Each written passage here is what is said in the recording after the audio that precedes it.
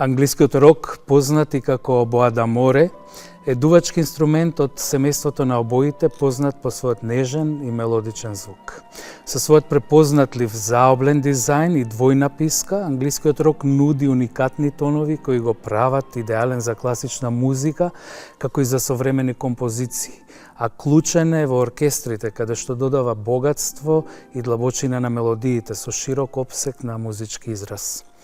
Англискиот рок е дрвен музички инструмент, присутен уште во делата од 18 век, добивајќи подоцна главна улога во оркестрите, како и своји соло делници. Потекнува од Франција со името кор англе, односно аглест или заоблен рок, бидејќи во минатото се градел во малку заоблена форма. Изведувачот на овој инструмент најчесто се нарекува обоист, а некогаш и корнист. Еден таков музичар со долгогодишно искуство зад себе, дел од оркестарот на Македонската филхармонија и обоистката Маја Чаначевиќ. Маја, добре дојде во Трафика. Добро ве најдов и благодарам многу на поканата. Со задоволство. Една од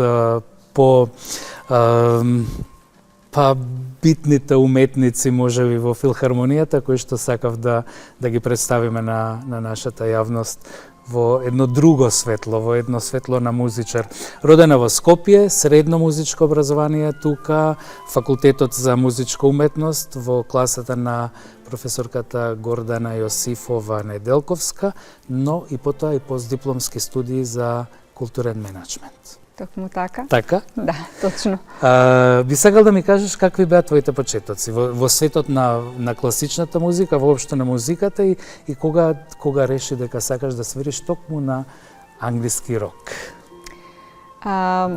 Некако кога ќе ми се постави ова прашање за моите почетоци, и јас се потсеќам кои се моите почетоци и не можам да кажам кои се моите почетоци, бидејќи некако чувствувам дека од како знам за себе, јас многу ја сакам музиката. Ама многу ја сакам музиката, значи цело време живеев со музика, обкружена со музика и така натаму. Моите родители не се музичари, нели обично кога ќе кажат обкружена сум со музика, некако се подразбира дека родителите се музичари, но не се. Но затоа вујко ми беше музичар, односно композитор. И веројатно растејќи малку со него, покрај него, започнав повеќе да се интересирам за класичната музика, иако некако природно ми доаѓаше да секогаш да се слуша класична музика, да се отиде нели на балет или на филхармонија уште во тоа време пред многу години. Во Дом на Арама. Не во Дом на Арама, уште во Театар Центар. Значи, да, и претходно јас сум од една друга постара генерација која што памети многу повеќе. Значи во Театар Центар, јас кога бев мала, таму одевме на концерти, па потоа филхармонијата се пресели во Дом на Арама, да. Значи, тогаш беше Јана, па потоа Арама. Потоа беше Арама, токму така. И некако таа љубов кон музиката, нели родителите ја чувствуваат и велат, добро, ајде ќе те запишеме во музичко училиште, така ја започнав во нижо музичко училиште, започнав да го изучувам инструментот пијано, меѓутоа потоа некако од различни причини не можев да продолжам да го посетувам нижото музичко училиште и морав да прекинам да одам во Луј. Но желбата секако за музика никогаш не замре, не спласна, напротив, уште некако како повеќе да се разгоруваше. Знаете, кога некако нешто не ви е дозволено и уште повеќе човек го сака. И кога требаше да се запишам во средно училиште, нели во тој период кога јас бев спремна за во средно училиште, сите родители како да посакуваат децата да одат во гимназија или да одат во медицинско. Медицинско и гимназија тоа бе. Доктор, толку, тука се завршува.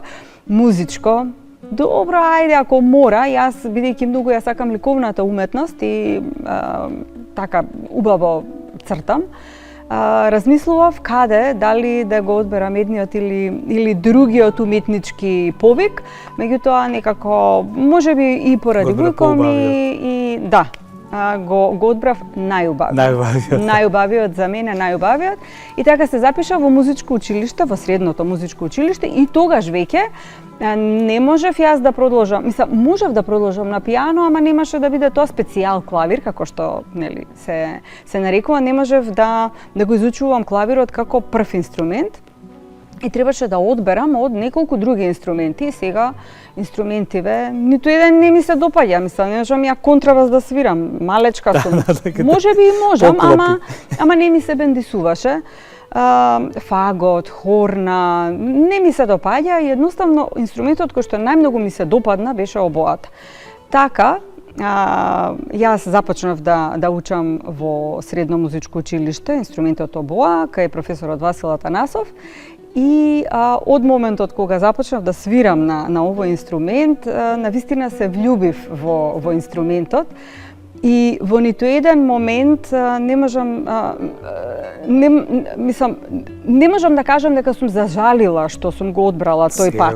Толку е волшебен звукот, толку прекрасен е посебен. Ама е тежок и има толку многу нешта придружни кои што на моменти навистина кога, значи тие писки, двојната писка што ја спомена, кога ја изработуваш, па нема да се погоди, па нешто не ти чини и викаш добро, ама зошто овој инструмент, не зошто го свирам, зошто мора со писки да се свири, зошто нема нешто друго што ќе ни го олесни животот. Значи дури во такви моменти никогаш не сум сажалила. Разликата меѓу обоата и англискиот рок е во суштина во писката и во големината и во звукот. И во звукот, да. Потоа ќе спомнеме една квинта подолу свири. Да. Интересно е што е транспонирачки инструмент, го мислев понатаму да одиме со тоа прашање, ама кога веќе споменуваме. Транспонирачки, односно инструмент кој што е напишан во една скала, а тоновите што ги добивам поинаку. Значи тоа е од групата на обои, инструмент обоа, потоа обоа да море, кој што е некако инструмент помеѓу англискиот рок и обоата, и англискиот рок секако има баритон обоа и така натаму, меѓутоа овие три, односно обоата и англискиот рок се најмногу застапени, најчесто се користат, во сите оркестри се користат. И јас сум завршила, значи сум дипломирала на инструментот обоа, но потоа, откако започнав да свирам во филхармонија,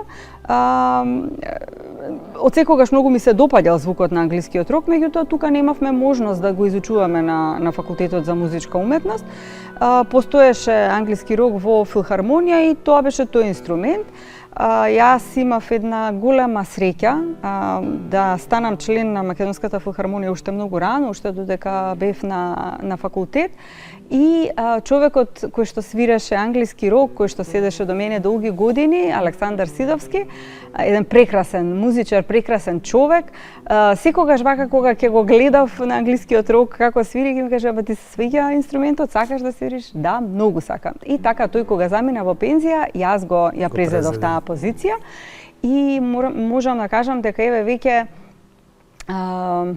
скоро 30 години сум во филхармонија. На англиски рок свирам интензивно 27 години. И колку што повеќе свириш на тој инструмент, толку повеќе го сакаш. Магичен е инструментот, навистина е магичен, прекрасен. Мислам, секој музичар за својот инструмент се зборува дека е... секако, ама ова е навистина магичен. Да, ова е навистина посебен инструмент.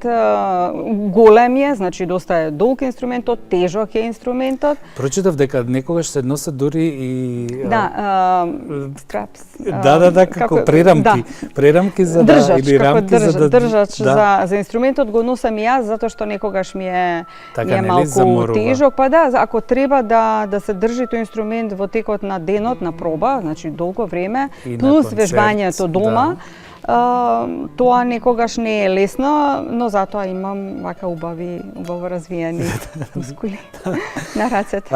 Би сакал да им кажеме, јас го најавив како англискиот рок, како некаде го викаат некаде Обоа да море, и ако не е тоа Обоа да море, доаѓа од Обоа да кача, што е ловџиски, нели таа била како труба, како и потоа, па и обоата во на почетоците била свиена. Значи изгледа како зурла практично. Да, како зурла, како барокните обои кои што денеска ги познаваме, и потоа со текот на времето, значи како се усовршуваат инструментите, така се додаваат тие сребрени клапни, инструментот се повеќе станува софистициран, усовршен, значи се менува малку и начинот на свирење, затоа што ако имате само 3 дупчиња, нели, на еден инструмент, веројатно позициите се поинакви. Кога има сребрени клапни повеќе, позициите се и се повеќе и полесно е за свирење, така и со обоа да кача, која што потоа станува корно инглезе или коронгле или англиски рок, како така, и да им кажеме на гледачите дека во суштина воопшто не било англиски рок името, туку е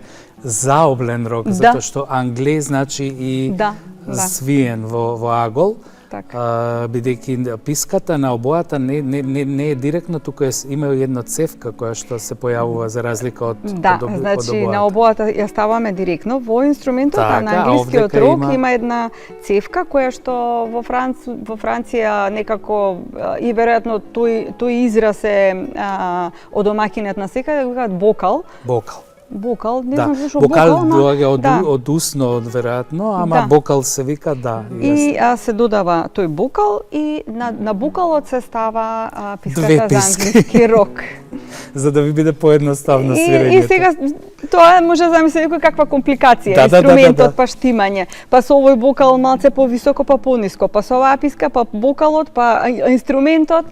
И така, ама сето тоа е дел од животот на еден обоист, еден музичар и некогаш е дури забавно. Обоа усовршуваше и кај светски познатите обоисти Пол Домбрехт, така, и Давид Валтер. Какво беше тоа искуство? Колку придонесува тоа, сигурно, нели, влијае во вашата изведба и во... Па многу влијае можноста да човек да може да посети повеќе различни школи, повеќе различни професори.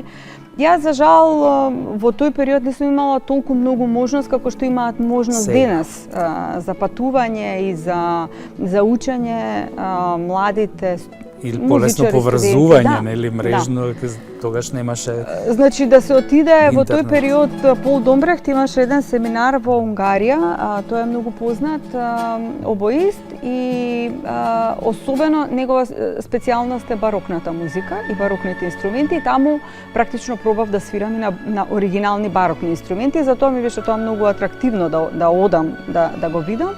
Значи во тој период за да отидеш во Унгарија беше многу навистина комплицирано, не така лесно, скапо и така натаму, меѓутоа се успеа на некој начин да се отиде. Давид Валтер, со него имав можност да поработам неколку пати тука во регионот и беше од едно огромно значење, затоа што се учи многу, од секој се учи многу, па дури нешто што можеби не ни се допаѓа. Јас секогаш споменувам една моја драга пријателка и колешка која што живее во Словенија и работи во Словенија, свири англиски рок во Словенската филхармонија, значи таа е македонка, Мелина, која што во животот навистина многу ми има помогната со различни совети, со малку и работа со нејзе за усовршување на инструментот. Секојдневно е учењето кај нас музичарите. Диригент доаѓаат фантастични диригенти од кои што навистина човек ако сака може многу да научи.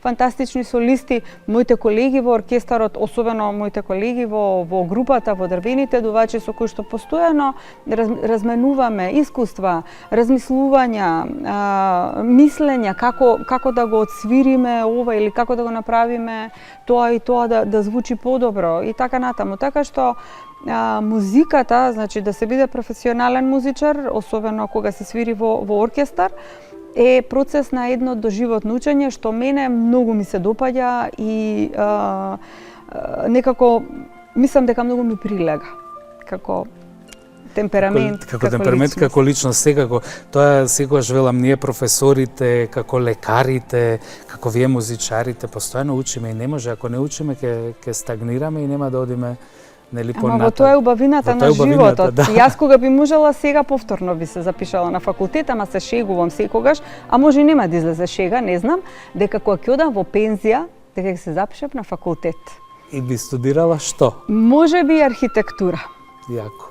Ќе видиме, не знам. Јас оваа година со математиката дали ќе успеам да се најдам. Јас најдам. оваа година планирав да се запишам на филозофскиот на дефектологија и на крај се решив дека немам време. Кога? Нормално дека. Само кога би биле пензионирани, да, тогаш да. Да, читав сега дека во Аризона многу веќе е некако и тренд, но и луѓето се повеќе кога се повозрасни одат и студираат, учат нешто и студираат. Имавме кога студирав, јас имаше еден 70 годишен човек сигурно што студираше германски и тоа беше, мене ми беше многу нормално. Не го гледав како види чудак, не. Баш Добро, убаво. има надеж за нас. Скроз континуирано студирање и учење е преубава работа. Имаш настапувано на многу сцени. Безброј и на многу концерти. Сега да не ги споменуваме, само вчера имавте, завчера со консонанс. Да. Нели постојано имате покрај филхармонијата, а потоа ќе споменеме и за новиот што ве очекува следнава недела. Што би издвоила од настапите како секој има своја убавина, секој има своја тежина, но како некој што ти оставил убави впечатоци кои што ти се трајни, кои што велиш, тогаш кога свиравме, убави моменти. Бидејќи навистина многу долго сум на сцената и многу е тешко да се издвои нешто навистина многу посебно, бидејќи секој концерт е уникатен, значи секој концерт е посебно доживување и за еден музичар е навистина малце поинаку ние го перцепираме тој концерт за разлика од публиката. Публиката ќе излезе од салата воодушевена со навистина силни впечатоци, меѓутоа нашето доживување на сцената во процесот е апсолутно различно, така што тешко ми е да издвојам само еден посебен настап, но еве ќе кажам вака, значи да ги групирам настапите ако можам. Секој концерт кога имам многу големи сола, а бидејќи мојот инструмент е солистички, јас имам навистина големи солоделници и некогаш знам на шега да кажам со колегите, ама вие во група сте 10, ако некој не отсвири нешто или сгреши, нема да се слушне, ама јас ако нешто направам што не треба, дури и некој што апсолутно не ја познава музиката, ќе знае. Така што тој дел, да речеме во оркестарското свирење, секогаш ми остава впечаток кога треба да ги свирам солоделниците на Аранјес, концертот за гитара, Равел, концертот за пијано, вториот став, потоа Дворжак симфонија, од Новиот свет вториот став, Шостаковиќ симфонии, значи сега минатата сезона или предминатата сезона, не можам добро да се сетам, свиревме симфонија од Шостаковиќ, каде што солото на англискиот рок трае 4 минути. Значи 4 минути е некогаш соло делница кога човек е солист. Да, кога е концерт за него направен. И буквално тоа е тоа. Меѓутоа не е тоа тежина кога човек е подготвен на тоа и кога тоа сака да го работи. Значи овој дел на оркестарското свирење еве од најбрзо она што се случило, да речеме концертот на Охридско лето со консонанс, беше еден прекрасен концерт. Света Софија е магична, инспиративна и навистина беше многу убав концертот. Хармоника, Дарко Илиевски, уште со консонанс. Елена Дочинова, Здравко Ангелов и Сашко Темелковски. Значи тој концерт беше навистина фантастичен. Во изминатава сезона, односно година, имав можност малку повеќе да патувам на различни места, да свирам со различни ансамбли, оркестри. Значи во септември бевме во Јапонија, во Осака, со Ана и Игор Дурловски на Експо. Оваа година имав можност да свирам и во Саудиска Арабија, и во Абу Даби неколку пати. Минатата нова година, например, бев поканета да свирам во еден оркестар од Бугарија и свиревме и настапивме заедно со Андреа Бочели и баш на нова година во Абу Даби. Така што како музичар, бидејќи сум човек кој што многу сака да патува, некако ја имам привилегијата да ми се оствари и сонот личен да патувам. И тоа не само да патувам туку така, нели, туристички, туку научиш и да видиш, и да научам и да видам и да се реализирам како уметник. Така што концерти има многу, впечатоци има многу од секој концерт. Не знам, концерт кога свирам како солист, минатиот период свирев неколку пати со Ајга, свирев со Македонската филхармонија како солистка. Дури не можам да се потсетам од толку многу концерти, не можам да се Јас исто сега помислев, вие не како во операта имате 10 настапи или 15, не, туку вие во суштина секој концерт е нов. Нова програма, секој четврток е нова програма, така што навистина имате има многу. И можеби некогаш вака ќе кажам, да се потсетам кога свиревме симфонијата Рахманинов со Конрад Ван Алфен, например, колку добар концерт бил, колку добро сме свиреле. Во таа смисла има многу концерти. Мене ми се останати корејците што беа сопран и тенор пред милиарда години уште во Дом на Арама. Беа невидено нешто. Да, имаме ние многу навистина прекрасни концерти и токму затоа, значи како ако некој или кога ќе ме праша кој ти е омилен композитор, па не можам да кажам, има многу. Значи или омилен диригент, значи имам секој за себе има нешто кое што ми се допаѓа или не ми се допаѓа. Да, еве, користам можност да кажам, јас одев на секоја филхармонија, на секој концерт во четвртоците пред да почнам да работам и сметам дека сите треба да отидат барем 5 пати во животот на вашите концерти, бидејќи сте институција, сте невидено добар оркестар. Благодарам многу. Да, ова најискрено го кажувам.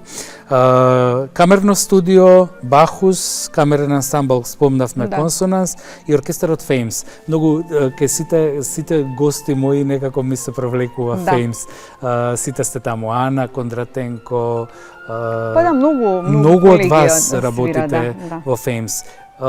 Какво е искуството таму? Преубаво, претпоставуваме, кога се собере. Тоа е едно различно искуство, бидејќи да се настапи на сцена, да се подготви концерт за изведба во живо и да се снима во студио се сосема различни работи. Јас го преферирам она првото. Да настапам во живо, значи возбудата пред концерт, иако јас пред концерт редовно зевам и ми се спие. Некош ми викаат колегите, добро бе Маја, ние тука трема, ти зеваш, ти се спие. Ма викам, може тоа е... Така е изразува. Ама добро е, значи смирена сум. Но сепак има возбуда, адреналинот на излегувањето на сцена, креирањето на музика во миговното творење.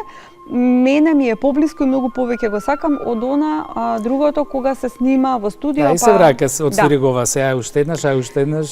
За мојот инструмент во Феймс нема многу, да кажам, снимање, бидејќи е малку поспецифичен, поредок инструмент, така што јас не одам толку многу често, како не учествувам во тоа како моите колеги гудачи. Јас исто така во Феймс работев и на еден друг проект, Феймс институт, кој што е наменет за едукација на млади талентирани уметници. Така што Феймс е исто така една куќа каде што јас поминував доста време, дружејќи се со моите колеги од Филхармонија опера, меѓутоа и со луѓе кои што не се занимаваат со музика на таков начин професионален и Тоа е исто така многу едно убаво искуство. Кој што се собира од се. Кој што човек го гради. Покрај работата како музичар, како инструменталист, и секако како логично следство на твоите постдипломски студии се занимаваш и со културен менаџмент, односно уште од Музичка младина на Македонија, член на Советот на Охридско лето, долги години директор на Македонската филхармонија. Кажи ми малку и за таа твоја работа како менаџер, нели ова љубовта кон музиката, претпоставам се рефлектира и таму затоа што мора да се има љубов за да се менаџира сето тоа, нели, да се направи. Какви новини си внела или не си успеала да довнесеш? Кажи ми малку за тоа, за тој твој Некако ми се чини дека во животот ништо не е случајно и значи се што понатаму ќе ни се случува можеби некако се наговестува во младоста или со нештата што нас не привлекуваат, ги сакаме и ни се интересни. Започнав уште од многу млада возраст во Музичката младина на Македонија, една организација која што навистина е за почит. Жалосно што денес не функционираат повеќе така тие организации, нема толку можност, меѓутоа гледам дека новите генерации кои што работат во Музичка младина се трудат многу, како што ние се трудевме на времето. Се сеќам цело детство Музичката младина на Македонија, Музичката младина, значи беше нешто битно. Се надевам дека ќе имаат поддршка малку повеќе од државата, од спонзори за да можат да го одржат оној пат кој што е потребен за еден музичар од Музичка младина до Македонска филхармонија, и токму тоа е патот. Значи од таму до таму, од една до друга точка.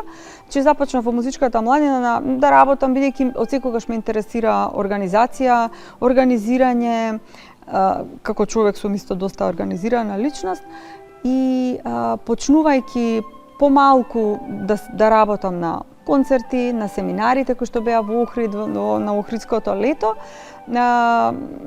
некако знаев дека можам и тоа да го работам и добро би било малку да имам и нели некакво соодветно образование за тоа, затоа што никогаш, јас секогаш велам дека човек никогаш не знае кога знаењето ќе му притреба. И затоа сметам дека инвестицијата во образованието, во знаењето е најголемата и најдобрата и најскапо платената инвестиција за еден човек, бидејќи никогаш не знаеш кога нешто ќе ти притреба. Каде ќе те одведе патот. Да.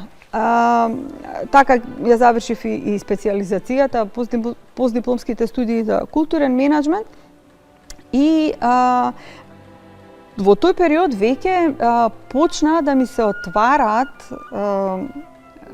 нештата, значи да ми се раѓа идеја, визија, што може да се направи подобро во нашата држава, во нашите институции. Бидејќи за среќа малку имав можност да соработувам и со професори од Arizona State University кои што доаѓаат тука.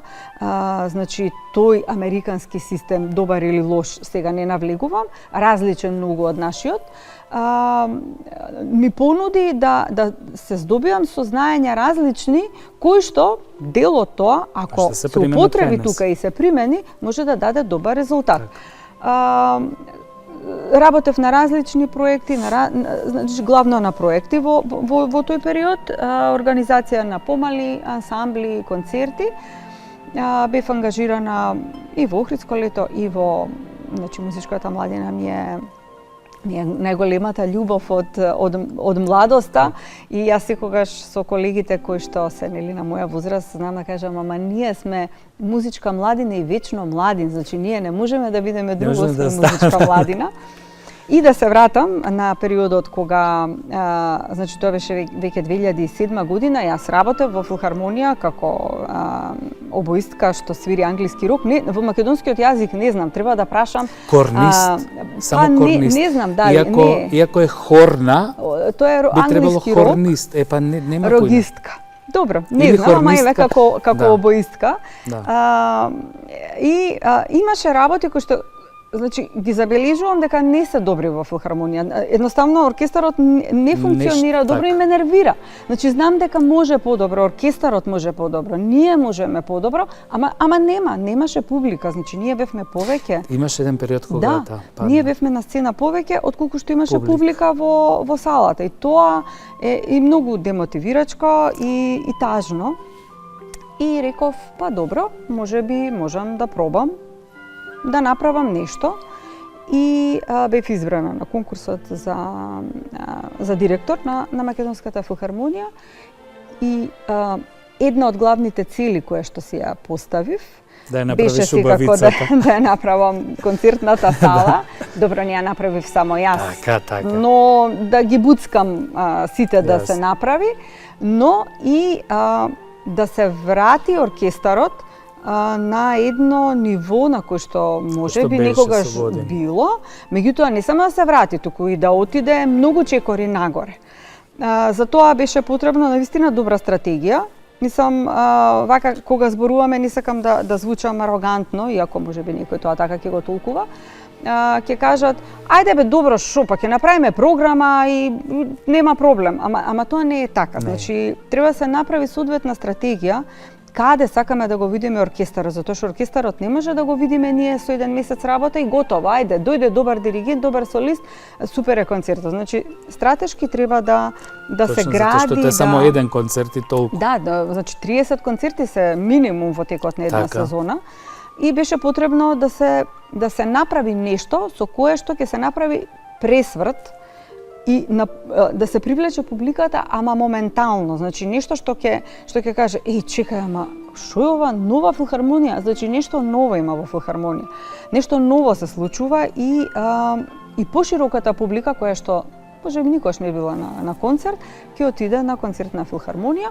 Токму затоа во тој период започнавме да воведуваме малку и друг вид на музика, различни проекти, значи и джез, и филмска, и електронска музика. Од 2008 година го започнавме проектот во парк. Прво беше на плаштад, па после беше во парк, со сликари, со книги да се подарат, значи малку на луѓето да им се доближи нешто од кое што во разговор со луѓе кои што не се музичари, тие имаат буквално страв. Да, шурна филхармонија ќе дојдам таму, досадно е. Мислат дека ќе им биде здодевно, да. Тоа не е така. А јас се сеќам и дека и на платото пред Дом на Арама се свираше токму поради тоа да се доближи музиката до публиката, но најважниот сегмент како да се гради публика се всушност едукативните концерти. Тие беа организирани пред многу години, значи кога јас сум била веројатно дете, од страна на музичката младина, и потоа во еден период тоа замре. Значи, јас кога се вратив како директор, повторно ги возобновивме едукативните концерти, кои што за среќа и на моје огромно задоволство, еве ги и денес ги свириме, скоро секој месец. Тие концерти ќе ни донесат нова публика. Точно, и нови музичари еден ден. Да, и нови музичари. Од 500 дечиња, 3 деца нека дојдат утре на концерт, за нас е сосема доволно. Така што во тој период, значи, имаше многу различни нешта, многу проблеми со тој Дом на Арама, значи со проблемите, мислам на моменти викав добро, ќе има ли крај? Значи еве сега врне надвор, како врне надвор, така ние, така капе внатре. Значи дува, ладно е. Мислам страшно, тоа беше еден страшен период на големо измачување за колегите, за моите колеги. Океј, само што ама ние беше остарено и ние знаеме колку тоа беше океј, кога бевме после секој концерт болни затоа што дуваше пробев. И добро, се оствари мојот сон, се оствари сонот на моите колеги музичари, на сите генерации претходни музичари, со тоа што се направи концертната сала. Преубаво. И јас истото и денес го тврдам, иако се случува секогаш некој да каже, знаеш, ама ова салава од тука малце не ни звучи. Секогаш има, тоа нема да те... Но е преубава салата, преубава, јас уживам. Преубава. Ние всушност таму уживаме. Сега како оркестар ние уживаме секојдневно во звукот кој што го градиме, да работиме, значи да пречекаме гости, диригенти, солисти и да не ни биде срам. Кога доаѓа врвни имиња кои што ќе ги поканам, мене ми беше срам. Значи јас прво имав вовет од 1 сат со кафе, за да им објаснам сега кај да ќе свирите. Вака е или онака е. Маја ќе ни одлета времето, а толку многу работи имаме да кажеме. Ајде да им кажеме и на публиката дека ова кога ќе оди во емисија, можеби ќе биде завршено, но за неколку дена свирите во Музикверајн во салата каде што се одржува виенскиот новогодишен концерт во Виена. Каква е возбудата? Како? Многу сме возбудени сите, навистина, затоа што е голема работа да се свири во таа сала, значи салата е прекрасна. Јас сум била на концерти, сум била многу пати, не сум свирела се уште, ова ќе биде прв пат да настапам во Музикверајн заедно со моите колеги. Сите сме возбудени, пресреќни сме бидејќи Музикверајн е Музикверајн. Значи сите престижни имиња, сите престижни оркестри настапуваат таму и редно беше во овие 80 години изминати и Македонската филхармонија да стапне и да одржи концерт во таа сала. И да покаже дека е на ниво на сите тие. Дека и ние нешто можеме. Идејата потекнува од претходниот директор наш Александар Котевски, Ана и Игор Дуриловски, кои што нели знаеме дека долги години работеа во Виена, со поддршка на Министерството за култура, со апсолутна поддршка и реализација на сегашниот директор Мустафа Емири, кој што не е нели директор на филхармонијата. Ние за неколку дена ќе блеснеме со сиот свој сјај во Виена, ќе имаме публика, има интерес за концертот, дури многу луѓе кои што живеат надвор од Македонија, наши колеги музичари, љубители доаѓаат во Виена за да бидат на тој концерт. И навистина сме пресреќни. Сам настапуваат и Ана Игор Дурловски, диригент е Рухам Шаровски. Има многу убава програма, дел од македонската музичка традиција да се прикаже, дел од светското. Ке имате и од македонските автори, да? Да, имам, значи свириме Тешкото од Глигор Смокварски, свириме една композиција од младата авторка, композиторка Бете Илин, потоа Ана Игор ги пеат песни кои што се нели македонски народни песни. Тоа е концерт што ќе го имаат наскоро, така? Тоа е тој што ќе го има, јас исто свирам на тој концерт што ќе го имаме наскоро. Значи, аранжманите се на Сони Петровски и навистина тој еден така првиот дел ќе биде буквално презентирана Македонија. Музичката традиција. Премногу успех. Маја, пред да заборавам, сакам да ти подарам една книга, не е медал на честа или витез, ке споменаме тоа, ама е мој превод и мислам дека ќе ти се допадне многу. Благодарам многу. Јас многу бидејќи зборува за јачината на жените и на ке ти се допадне. Благодарам многу. Зошто споменав медал и витез? Медал за посебни заслуги во областа на култура и уметност доделен од Полска како држава, потоа медалот за посебни заслуги од нашиот Бигорски манастир за придонес во македонската култура и највисокото признание на Франција, витез на уметноста и книжевноста. Накратко кажи ми, сигурно е голема чест и зошто сметаш дека ете токму ти ги доби и колку ти значат? Значат многу. Нели нема да бидам лажно скромна сега да кажам наградите не значат, значи апсолутно значат многу како признание за еден минат труд. Искрено сите овие награди јас воопшто не знаев дека сум номинирана, дека некој ме ставил таму во некаква конкуренција за тие награди и кога ми кажа дека, значи кога ми известија дека сум ги добила, навистина прво бев изненадена и викам, леле, зарем јас? Бев пресрекна секако, меѓутоа ако треба да кажам зошто, веројатно има зошто. Ние со Полска имавме долги години навистина многу убава соработка, особено во периодот кога се славеше јубилеот 200 години за Шопен. Значи многу настани организирани за презентација на полската музика, полската култура. И еве тоа пољаците некако го вреднуваат. За Бигорски направивме многу заеднички концерти, великденски концерти каде што, иако нели во православната црква не е дозволен инструментариум, сепак направивме концерт каде што учествуваше оркестарот на Македонската филхармонија заедно со еден прекрасен вокал од Грција, значи малку и обединување на Тоа беше тој концерт со вокал од универзална Грчки? сала со Нектарија Каранци, тоа е една прекрасна, мислам ангелски глас на вистина има.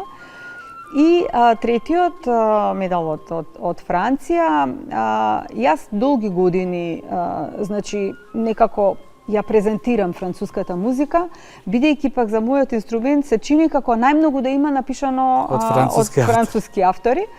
Значи несвесно било тоа дека ќе правам концерти или ќе ја презентирам француската музика, француската култура и амбасадорката која што, значи јас тогаш не бев директор, амбасадорката Лорен Соер, соработував многу со нејзе, таа многу ја сакаше музиката и навистина направивме многу концерти со фантастични гости од Франција. Значи ова не зборувам само како директор, зборувам и како музичар и плюс како директор. И кога јас веќе не бев директор, значи јас ја добив таа награда и особено ми беше драго затоа што знаете како тука политиката само плука и што се нели исполитизирано премногу, значи мора да си на некоја страна. Не јас сум на страна на музиката и на уметноста. Не сакам да бидам на ниту една страна. Ама затоа ми се овие награди подраги затоа што доаѓаат од странски држави, каде што поинаку луѓето не перцепираат. Инаку сум, според моето сценарио на втората страна, имам 4, маја не стигнавме ни до Симфонијата Нов свет, ни Вилијам Тел, ни Равел, ни Чајковски, ништо. Ке направиме втора емисија. Да преубаво зборуваш, јас уживам. Ликовна уметност спомена дека те бива за цртање и дека евте можеш и тоа да студираш по пензионирањето. Книги сакаш. Кои се тие љубови? Што твориш ли нешто? Еве сликаш? Не, за жал не сликам, бидејќи толку многу имав обврски, толку, значи за да се подготви еден концерт, бара навистина многу време, за жал некако сето тоа спласна во улога на професијата. И мислам дека она што го творам на сцена, значи преку различни ансамбли, солист, да, во филхармонија веројатно не ми остава многу простор за други, многу сакам за други нешта, многу сакам да читам, некако во последниот период не читам многу, меѓутоа еве сега малку се ослободив од некои обврски, па се враќам полека на читањето кое што навистина многу ми значи. И ама читам малку автори кои што можеби не секој не би ги читал, но мене ми се допаѓаат и веројатно ќе си продолжам. Имам еден куп книги, значи пријателите знаат дека многу сакам да читам и секогаш ми кажат: за тебе знаеме што е најдобар подарок, книга. Така што навистина многу благодарам за овој подарок. Имам еден куп книги така оставени на страна и сега почнав. Веќе значи почнав една по една да ги читам. Сме бомбардирани со брзо живење, со замореност и затоа не се чита толку, мислам. Барем оние луѓе што читавме постојано, имаме пат на читањето. Ама тоа се гледа и во начинот на изразување, изборување и така што мора да се вратам на тоа. Ама никогаш повеќе не сте имале ангажмани и како музичари, како сега. Не само филхармонија, нели сите овие концерти. Јас многу сум среќен за тоа. Така и ќе гледаат повеќе. Мислам дека сме имале, значи секогаш тој што сака да работи, ќе најде што да работи. Значи, ако ништо друго ќе вежба, ќе подготвува програма, па ќе отсвири некогаш кога има можност да ја отсвири. ама сега е малку поинтензивно веројатно времето во кое што живееме и ни одзема многу внимание со други нешта, со не знам, дури и јас седнувам и вртам Вртиш таму Инстаграм. на Инстаграм. Мислам, зошто тоа го правам, не знам, Не знам и јас. Ама добро. Секој ден се прашувам. Кажи ми што ќе ни кажеш за крај, бидејќи другиве 20 прашања што остануваат, ќе ти ги поставам во втор дел. Маја Чаначевиќ, втор дел ќе имаме. Што би ни кажала за крај, само многу кратко, и да ти се заблагодарам многу за учеството. Ми беше многу пријатно. Ќе се надоврзам на нешто што ти го кажа. Секој барем на еве јас ќе кажам 2 концерти, 3 концерти годишно, нека дојде на концертите на Македонска филхармонија, нека оди на концерт на класична музика. Значи, нека не се плашат луѓето дека ќе им биде здодевно. Музиката обзема. Кога ќе дојдат на концерт, толку многу ќе ги обземе музиката што нема ни да почувствуваат дека концертот завршил. Ние таму на сцена преморени, умрени од свирење, а луѓето викаат толку краток концертот. Како краток концертот? 45 минути само симфонија. Нели свириме? Посакувам децата што повеќе да се занимаваат со уметност, да читаат многу повеќе од она што денеска веројатно е случај. Посакувам во нашата држава повеќе да се посветиме на убавите нешта, екологија, да се посветиме на уметност, на наука, на развој, а помалку да се посветиме на подбуцнување еден против друг, на политика, на ситни нешта кои што не ни го прават животот убав. Она што мислам дека недостасува во Македонија е благодарност. Ние, како народ, не сме благодарни. Јас сум благодарна за денешната средба, за можноста малку да поразговараме на различни теми, да се потсетам и јас за некои нешта кои што навистина немам потреба, нели, во текот на секојдневието да се потсеќам. Благодарна сум за се она што сум го имала како искуство во животот, и добро и лошо, од и од едното и од другото се гради една личност.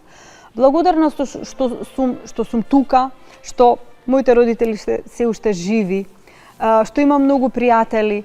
Благодарна сум сега што ќе свирам во Виена. Значи, едноставно сум благодарна за се она што го имам во животот. И мислам дека кога секој човек би бил малку поблагодарен, дека нашата иднина и нашата држава ќе биде поубава. Ти благодарам многу. Благодарам многу. Еве, ја чувте Маја, јас само да се надоврзам на неа. Да бидеме благодарни, да сакаме уметноста, да негуваме музиката, е многу битен дел од нас и на вистина потрудете се и отидете да слушнете некој концерт во Македонската филхармонија, а до следното издание на Трафика ви посакувам само убави и срекни денови.